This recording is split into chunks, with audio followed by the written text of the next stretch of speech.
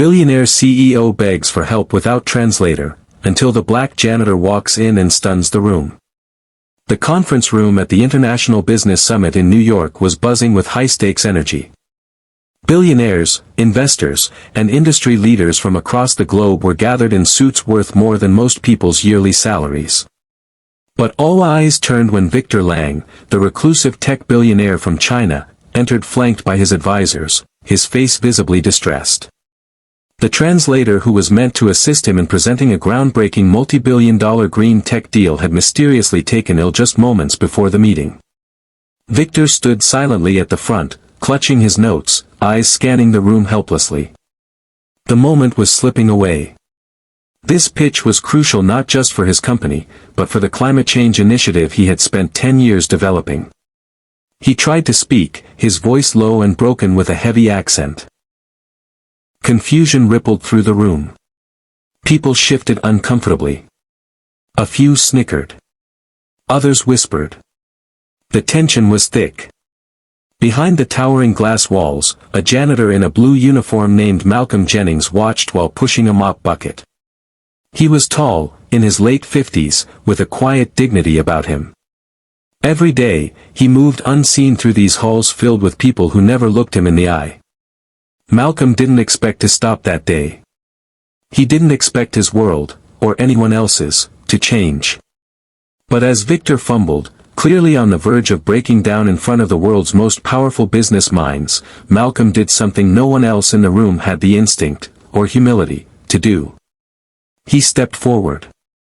"Excuse me," Malcolm said, gently setting aside his mop. The room turned.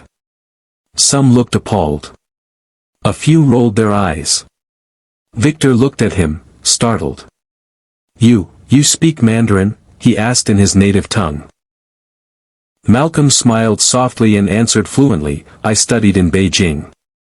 Taught English there for 10 years. I can help, if you'll trust me."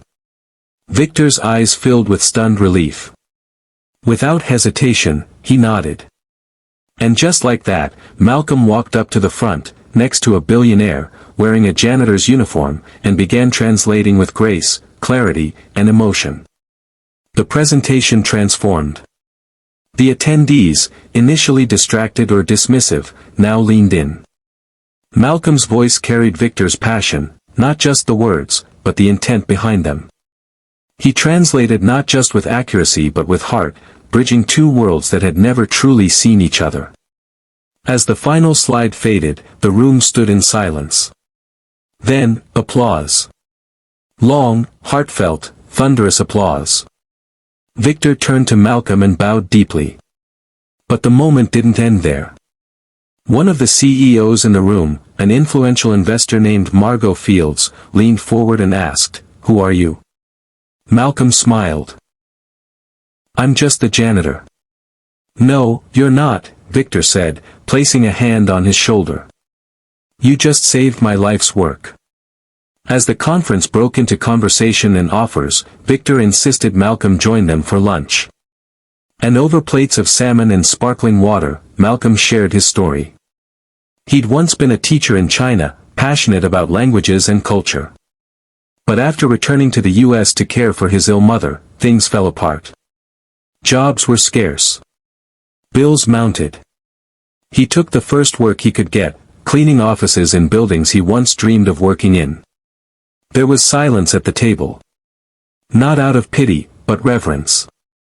Victor, visibly moved, made a quiet decision then and there.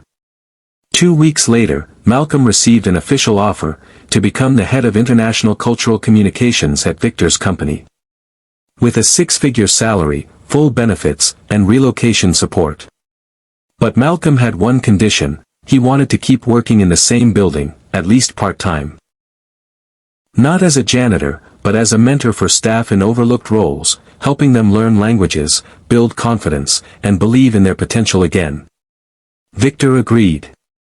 And they created a new internal program called Bridge Voices, focused on developing hidden talents within companies, especially among workers often deemed invisible. Within a year, over 100 janitors, cafeteria workers, and security guards across Victor's U.S. offices had joined, and several were promoted into translator, training, and administrative roles. The moment that began with silence, awkwardness, and judgment had sparked a global movement in corporate humanity. At the next year's summit, Malcolm stood on the main stage, not with a mop, but with a microphone. He shared his story, the power of being seen, and the miracle that can happen when people stop looking at status and start listening with the heart. There's brilliance in the most unexpected places, he said. All it takes is one act of faith. To step forward and be human. The room stood for a standing ovation. Tears were not hidden. Victor, in the front row, clapped the loudest. From that day on, in dozens of corporate buildings, a framed photo of Malcolm and Victor shaking hands was displayed, with a plaque underneath that read, "No one is invisible. No one is small. Everyone can be the bridge." And somewhere in New York, every morning before work, a janitor-turned-executive still walks through the same halls, nodding at the cleaners, smiling at the doormen, always remembering the day the world saw him not for his title, but for his heart. Because sometimes, the most powerful person in the room is the one no one expected.